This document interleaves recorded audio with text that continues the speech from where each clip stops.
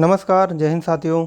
आज हम लोग पुलिस भर्ती परीक्षा के लिए हिंदी का प्रैक्टिस सेट 9 सॉल्व करेंगे, जिसमें हमारा पहला प्रश्न है कि वाक्य में संज्ञा के स्थान पर प्रयोग किए जाने वाले शब्द क्या कहलाते हैं। बहुत ही महत्वपूर्ण प्रश्न है ये। वाक्य में संज्ञा के स्थान पर प्रयोग किए जाने वाले शब्द को सर्वनाम कहते हैं। दूसरा प्रश्न है कि सर्वनाम के कितने भेद होते हैं। सर्वनाम के 6 भेद होते हैं। पहला है पुरुषवाचक सर्वनाम, दूसरा निश्चयवाचक सर्वनाम, तीसरा अनिश्चयवाचक सर्वनाम, चौथा संबंधवाचक सर्वनाम और पांचवा प्रश्नवाचक सर्वनाम और छठा है निजवाचक सर्वनाम। उसके बाद प्रश्न है कि सर्वनाम का भेद जो स्त्री पुरुष के लिए प्रयोग किया जाए कहलाता है, अर्थात स्त्री व पुरुष को संबोधित करने के लिए सर्वनाम के जिस भेद का प्रयोग किया जाता है वह पुरुषवाचक सर्वनाम कहलाता है। अगला प्रश्न है कि पुरुषवाचक सर्वनाम के कितने भेद होते हैं। इसका सही उत्तर है 3 भेद होते हैं। पहला है उत्तम पुरुष, दूसरा है मध्य पुरुष और तीसरा है अन्य पुरुष। उत्तम पुरुष वह होता है जो बात को कहता है, यानी कि वक्ता जो है वह उत्तम पुरुष हो जाएगा और सुनने वाला अर्थात जो श्रोता है वह मध्य पुरुष हो जाएगा और जिसके बारे में बात की जा रही होगी वह अन्य पुरुष हो जाएगा। उसके बाद प्रश्न है कि मेहनत सफलता की कुंजी है, वाक्य में सर्वनाम का भेद है। सही उत्तर है निश्चयवाचक सर्वनाम, क्योंकि मेहनत सफलता की कुंजी है। वाक्य से क्या है, वाक्य से यह बिल्कुल निश्चित हो रहा है कि मेहनत से ही सफलता हासिल की जा सकती है, इसलिए वाक्य में निश्चयवाचक सर्वनाम है। उसके बाद प्रश्न है कि मैं विद्यार्थी हूँ, वाक्य में सर्वनाम का भेद क्या है। मैं विद्यार्थी हूँ, यहाँ पर जो वक्ता है वह अपनी बात कर रहा है, वक्ता जो है वह खुद की बात कर रहा है, इसलिए वाक्य में उत्तम पुरुष है। नीचे नोट दिया गया है कि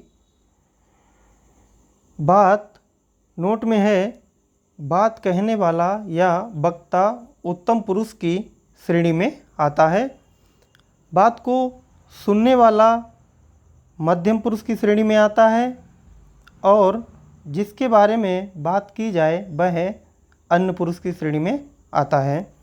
उसके बाद प्रश्न है कि तुम स्कूल जाओ, तुम स्कूल जाओ, वाक्य में सर्वनाम का भेद क्या है।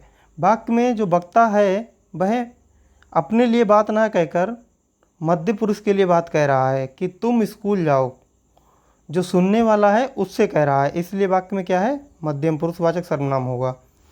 उसके बाद प्रश्न है कि यह पुस्तक अच्छी है, वाक्य में सर्वनाम का भेद क्या है।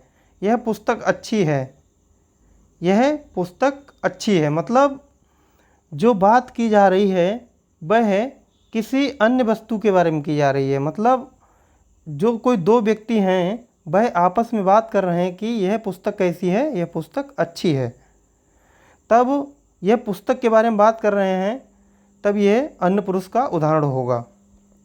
बहुत ही महत्वपूर्ण सीरीज है, आप प्रत्येक दिन इसको देखिए। और इससे पहले हम लोग 8 प्रैक्टिस सेट सॉल्व कर चुके हैं। अगला प्रश्न है कि परिश्रम ही सफलता की कुंजी है, परिश्रम ही सफलता की कुंजी है, वाक्य में सर्वनाम का भेद क्या है। वाक्य में सर्वनाम का जो भेद है वह निश्चयवाचक सर्वनाम है कि परिश्रम से ही सफलता हासिल की जा सकती है। उसके बाद अगला प्रश्न है कि किसी ने कुछ कहा, रेखांकित शब्द में सर्वनाम का भेद क्या है। रेखांकित शब्द क्या है, किसी है, रेखांकित शब्द क्या है, किसी है, तो वाक्य में अनिश्चयवाचक सर्वनाम हो जाएगा, क्योंकि वाक्य में क्लियर नहीं हो पा रहा है या निश्चित नहीं हो पा रहा कि किसने क्या कहा। लेकिन यह निश्चित है कि किसी ने कुछ कहा जरूर है, इसलिए वाक्य में अनिश्चयवाचक सर्वनाम होगा। प्रश्न है कि मोहन सीता का भाई है, मोहन क्या है, सीता का भाई है, यानी मोहन और सीता के बीच में भाई बहन का संबंध है। वाक्य में सर्वनाम का भेद कौन सा है।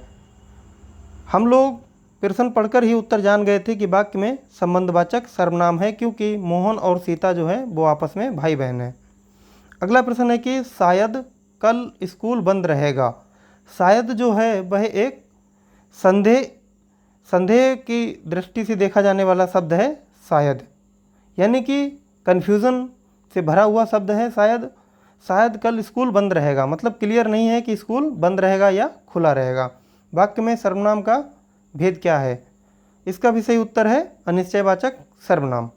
अगला प्रश्न है कि दिल्ली कितनी दूर है। वाक्य में सर्वनाम का भेद कौन सा है? इसका सही उत्तर है प्रश्नवाचक सर्वनाम, क्योंकि जो वाक्य है उसमें प्रश्न पूछा जा रहा है दिल्ली कितनी दूर है। अगला प्रश्न है कि अपने भविष्य को संभालो। अपने भविष्य को संभालो वाक्य में सर्वनाम का भेद क्या है? इसका सही उत्तर है निजवाचक सर्वनाम, क्योंकि वाक्य से क्या है, कर्ता जो है वह स्पष्ट हो रहा है, यानी कर्ता को कार्य करने के लिए कहा जा रहा है। जो भी व्यक्ति है उससे कहा जा रहा है अपने भविष्य को संभालो, इसलिए वाक्य में निजवाचक सर्वनाम है। अगला प्रश्न है कि सर्वनाम के साथ किस कारक का प्रयोग नहीं होता है? इसका सही उत्तर है संबोधन कारक का, क्योंकि संबोधन कारक जो है वह संबोधन के लिए प्रयोग किया जाता है या किसी को पुकारने के लिए प्रयोग किया जाता है। लेकिन संज्ञा में क्या है,